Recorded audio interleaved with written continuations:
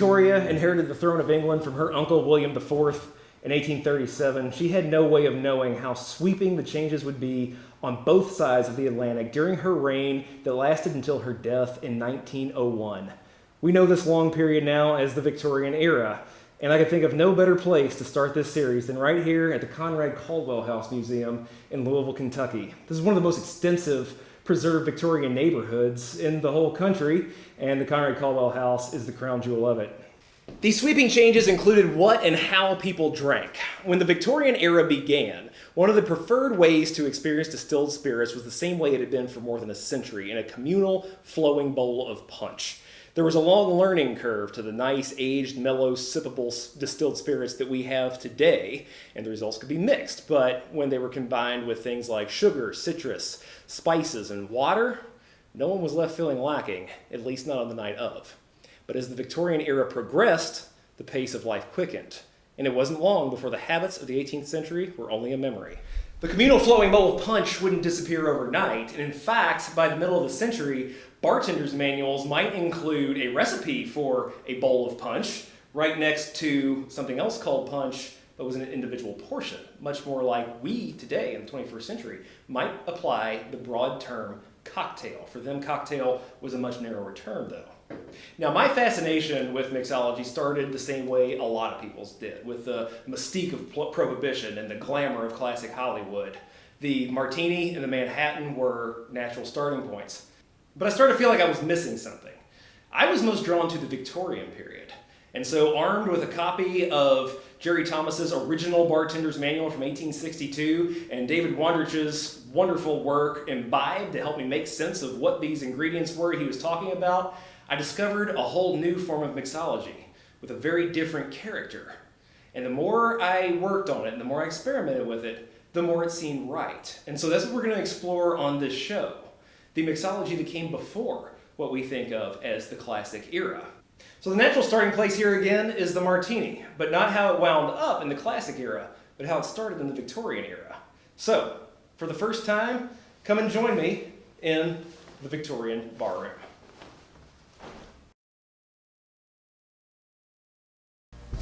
In 1888, Harry Johnson came out with a new edition of his Bartender's Manual, and there were some things that appeared in there that hadn't appeared just a few years before, including an early version of the Martini. And so I especially like to work with this because we can clearly see change over time with these new ideas of cocktails that would evolve into what we think of as classic cocktails today, starting to take shape. They were very different, but you can see the seed. And so we're going to make one of these martinis from the late 1880s today. We're going to need something to mix with.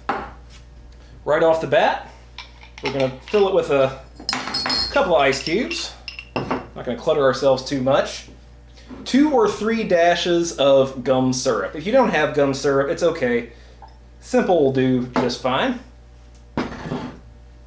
2 or 3 dashes of Boker's bitters. Now, this was a very popular type of bitters in the 19th century. It died out in the early 20th century. You can make your own. There are recipes out there pretty readily available, or luckily now there are people who have reformulated them if you don't want to go to the trouble. So very easy to search online and find. So we're just going to do a couple of dashes of Boker's bitters.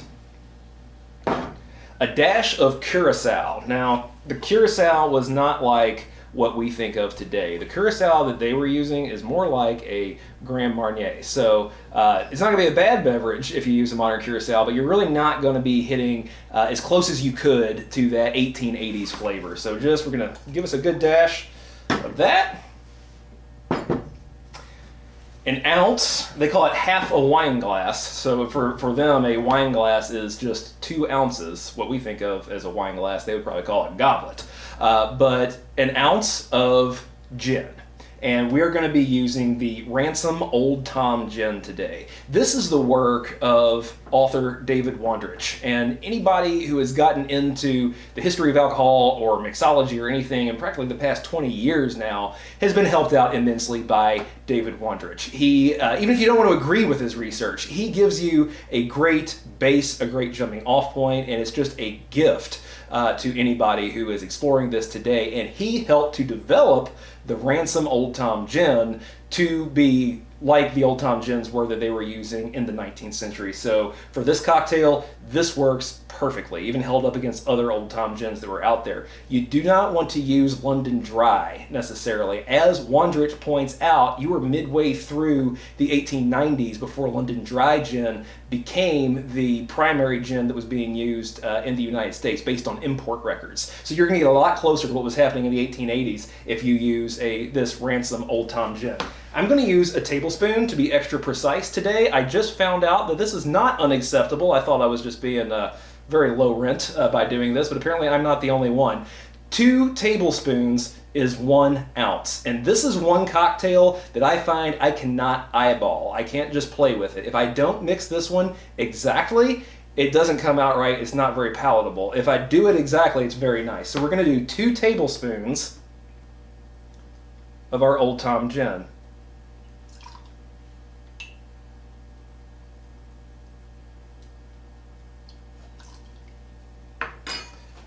And another ounce of dry vermouth, and I'm going to highly recommend spend a couple extra dollars on the Dolan. It's still not exorbitantly expensive, but it will make all the difference in your cocktail if you go with the Dolan. You can get it in much smaller bottles than this if you're not experimenting with this stuff all the time like I am. So 2 tablespoons of the Dolan dry vermouth.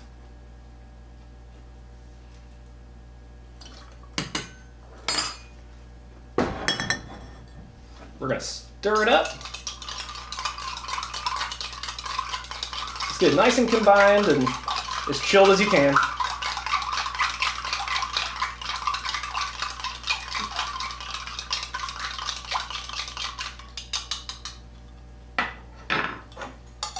And we're going to strain it into a glass.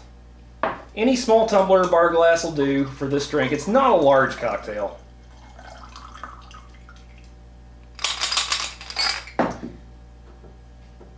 And we're going to take a lemon rind. You can literally do this with a vegetable peeler. You don't actually need special equipment. It takes a little bit of practice, but you want to get as little of that white pith in there as you can. And a nice kind of long piece like that. A little practice will get you there. When I first started doing this, I had all these little fragments, and so it can be a little frustrating at first, but you'll get it. And what you're going to do with it, you're just going to squeeze it over the top of the drink.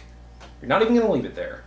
You're just going to squeeze it so that essence just settles over the top, and when you go to drink it, you'll be greeted with the most pleasant, subtle, not overpowering citrus aroma. And so let's see what we have.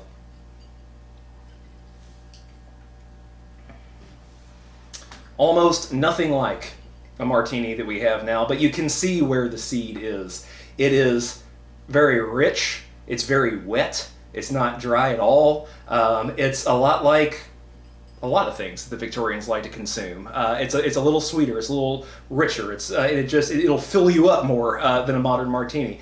So it definitely has a firm rooting in the mixology of the 19th century, but starting to move towards this era that we think of as classic old-fashioned cocktails. So highly recommend that you try this out, get a little bit of the taste of where our beloved beverages now came from, and this is going to be a great journey here on the Victorian Barroom. I appreciate you joining us, and stick with us because we have a lot more great stuff to come through this first season. We're gonna touch on a little bit of everything from the whole expanse of the Victorian period. So we'll see you next time.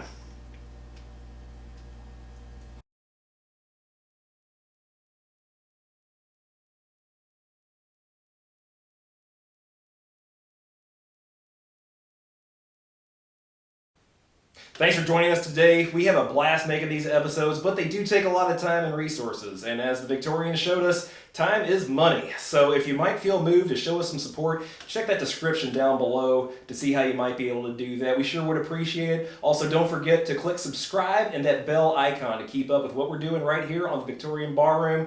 Thanks for being with us, and here's to you.